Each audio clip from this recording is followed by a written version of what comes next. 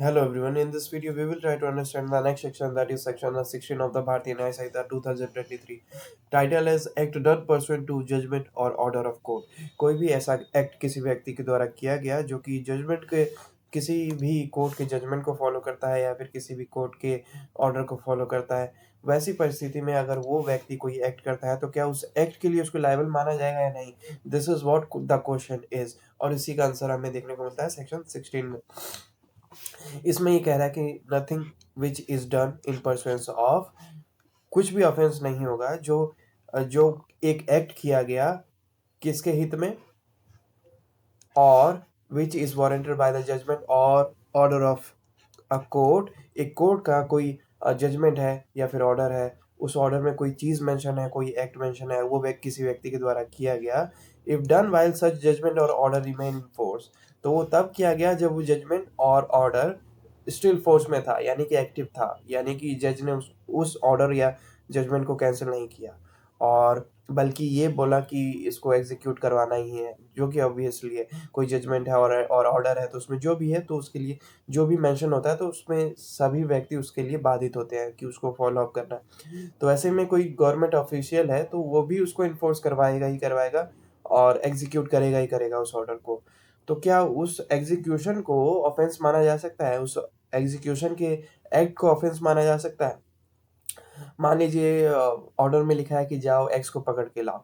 अब एक्स को जबरदस्ती पकड़ के लाना तो ये तो एक किडनैपिंग में भी आ सकता है। तो क्या इसके लिए वो इसके लिए लायबल होगा? नहीं, क्योंकि वो एक जजमेंट को फॉलो कर रहा है, एक जज के ऑर्डर को फॉलो कर रहा है और जज कुछ सोच समझ के ही ऑर्डर दे रहे होंगे। ऊपर से सेक्शन 15 भी है जो कि ये कहते हैं कि जज अगर कोई एक्ट करे while his official duration acting as an acting judicially, तो वैसे केस में अगर उनका गुड फेथ है तो वो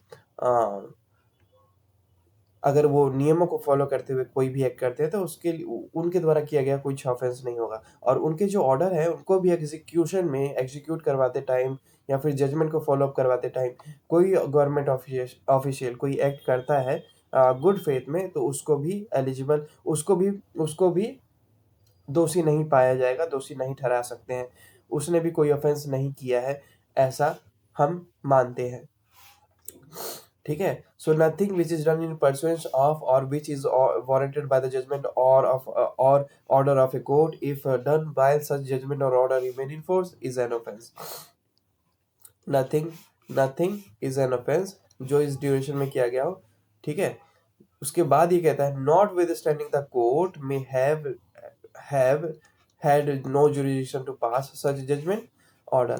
और इस बात से फर्क नहीं पड़ता कि उस कोर्ट के पास वो ऑर्डर वो जजमेंट इशू करने की पावर थी भी या नहीं। लेकिन तो इस बात से फर्क नहीं पड़ता कि उस कोर्ट के पास वो पावर थी कि नहीं, और लेकिन ये चीज उस व्यक्ति को नहीं पता होना चाहिए। Provided that the person doing the act in good faith, जो व्यक्ति उसको एग्जीक्यूट करवाने जा रहा है, जो एग्जीक्यूट करने जा रहा है, तो उसको उसकी इच्छा भी अच्छी होनी चाहिए, उसकी इंटेंशन भी अच्छी होनी चाहिए, और उसको ये लगना चाहिए कि कोर्ट का कोर्ट का जुरिडिक्शन बन रहा है, यानी कि उस कोर्ट के पास वो पावर है। तो ऐसा उस व्यक्ति को लगना चाहिए। अगर उस व्यक्ति को पता है कि कोर्ट की जुरिडिक्शन नहीं बन रही है, ठीक है, और तब भी वो जानबूझ के वैसा कुछ करता है कि ठीक है, मुझे मेरा क्या जा रहा है, कोर्ट गलती कर रही है और गलती करने देते हैं, जबकि वो चाहता तो जो रिजेक्शन करवा सकता था, वैसी परिस्थिति में तो वो नहीं ट्राई करवाता है, तो वो एक डिफरेंट केस है। लेकिन जनरली ये तीन बातें कह रहा है। एक तो ये कि कोर्ट अगर कोई जजमेंट या ऑर्डर देता है तो उसको एग्जीक्यूट करते टाइम जो भी व्यक्ति उसको एग्जीक्यूट करेगा वो किसी भी ऑफेंस के लिए लायबल नहीं होगा जनरली। उसके बाद दूसरी चीज ये कह रहा है कि इस बात से फर्क नहीं पड़ता कि कोर्ट के पास वो ऑर्डर देने के लिए एक जुड़ी उस ऑर्डर देने की जुरिडिक्शन थी या नहीं।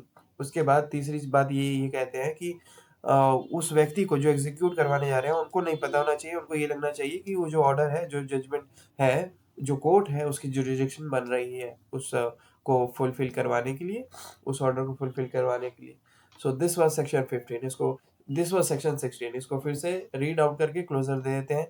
Act done pursuant to judgment और order of court not with nothing which is done in pursuance of or which is awarded by the judgment or order of a court if done while such judgment or order remains in force is an offense, notwithstanding the court may have had no jurisdiction to pass such a judgment or order, provided the person doing the act in good faith believes that the court had such jurisdiction. So this was section 16. I hope समझ में आया हो. इसको closure दे दूं क्या, कि कोई भी व्यक्ति जब कोई ऑर्डर या फिर जजमेंट को एग्जीक्यूट करने जा रहा हो, उसके द्वारा किया गया एक्ट ऑफेंस नहीं माना जाएगा, भले ही उस कोर्ट की जुरिडिक्शन बन रही हो या ना बन रही हो, लेकिन उस व्यक्ति को लगना चाहिए कि उस कोर्ट की जुरिडिक्शन बन रही है. And this was section 16. अभी भी समझ में ना आए तो क्वेश्चन पूछ लीजिएगा. I will give my best to answer that question. Thank you.